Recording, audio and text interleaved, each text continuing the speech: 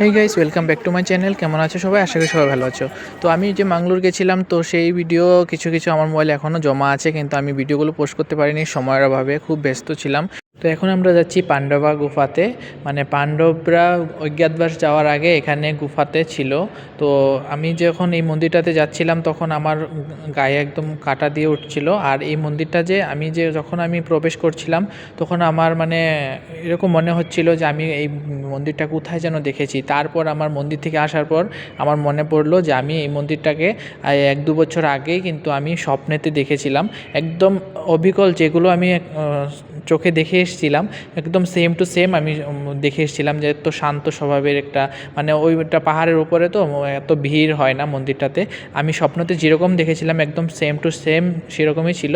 আর এখান দিয়ে একটা গেট আছে, ওখানে যে গুফার মতো আছে, ওখানে গিয়ে পাণ্ডবরা বাস করেছিলেন।